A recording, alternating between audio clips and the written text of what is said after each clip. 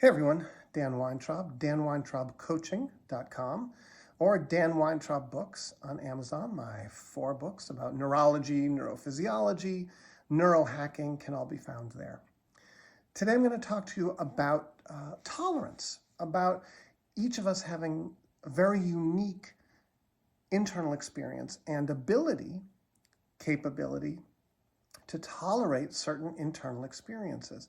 And I want to talk to you about this from the lens of what I just watched. I was watching Game 6 of the NBA championship between the Milwaukee Bucks and the Phoenix Suns. I'm not a huge sports fan. Interestingly, I was a huge sports fan back when I was much more habituated to the nuances of adrenaline, cortisol, noradrenaline, dopamine. I was very the whole competitive, that was really an important part of my daily experience. And that's shifted over the last decade or so. Anyway, I was watching the NBA championship game, and the Bucks won. The Bucks won in 6 games. And I was watching afterwards, and there was an interview with the Phoenix Suns coach, Monty Williams, I think his name is. And he said something really interesting. He was very emotional. He was having a hard time speaking because he had such big feelings. And he said, it's going to take time to process this. Now, oftentimes when we use that term, to process, we're oftentimes thinking of, it's going to take time for me to make sense out of this, because we tend to live in that realm where we believe in the psychological. But the reality is, it's going to take his body time to metabolize that experience. The amount of adrenaline and cortisol, the stress hormones, the excitation of his nervous system, of anybody's nervous system who's participating in athletics at such an advanced high level, is extraordinary. It's perhaps impossible for us to imagine. And it's probably a fair assessment that these women and men who play athletics at the highest level, who compete at the highest level, have a unique ability internally to metabolize the experience of losing the big game, of the last second defeat, of the stress of just participation. And that metabolizing of that internal experience, of the release of adrenaline and cortisol and norepinephrine and dopamine and endorphins in concert with their unique nervous system, their unique history, is oftentimes what stands athletes apart, professional athletes, from the layperson. It's interesting that we oftentimes hear about athletes using sports psychologists as a way to kind of enhance their ability to compete. And I would make the argument that it's not about the psychological. It's about the physiological. Anson Dorrance, who was the women's soccer coach, he may still be the women's soccer coach at the University of North Carolina, won tons of championships as a coach, wrote in a book that he wrote, and I coached soccer for over 30 years, that he created in practice a very competitive environment in which all of the competitions during practice were kept and put up on a bulletin board, and who was ahead and who was behind. It was as if he was training the athletes internally in terms of their neurological experience, their neurophysiological experience, to be able to metabolize the pressure. Again, we tend to jump to psychology. We tend to jump to the brain, and as Monty Williams said, it's going to take me time to process this. No, it's not.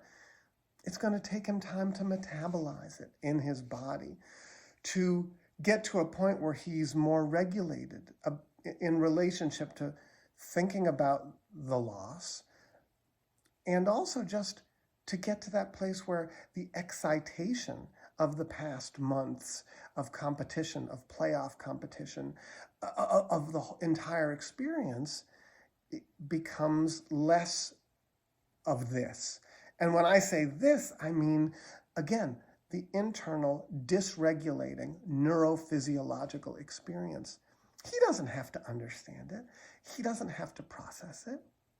He simply needs to take his time and walk through his days, and increasingly over time, that experience and those feelings will become metabolized and part of his, neurophysiology, his body. This is in our work together as neuro coach, neurohacking coach, neuro coach, and incipient neuro practitioner.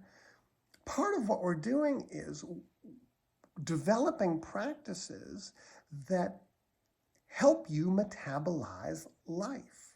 Right?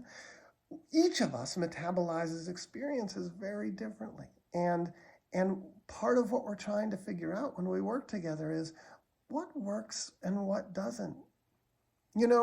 For some people, it may very well be that being in very intimate, loving relationships, it may just be impossible for them to metabolize the mercurial, the vicissitudes of that kind of an experience. For somebody else, they can metabolize adrenaline incredibly easily.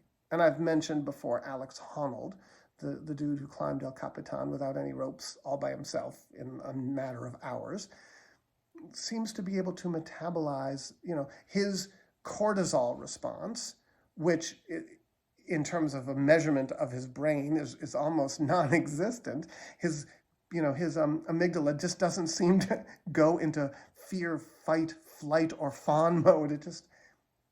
We're all unique, and we all are going to ingest and then digest those experiences differently. So to Monty Williams, I'd say, no, there's nothing to process. You don't need to sit around and think about this. Over the course of days, weeks, whatever, your body will become more regulated and your nervous system will become more regulated. And you may decide that you don't want to do this anymore, be a high-level coach, because it may be too dysregulating for you. You may get to a point where you're like, I can't do that adrenaline anymore. Or it may be that may be the only place where you feel regulated. So again, we lead with physiology. We don't lead with psychology. And in the work that we do together, I'll help you both see that and then develop practices that bring you to that place of regulation in terms of your internal experience, in which you can metabolize your days and walk through them with a sense of equanimity. Anyway, thank you for listening. Dan Weintraub Coaching.com and Dan Weintraub Books on Amazon, and I'll see you next time. Bye.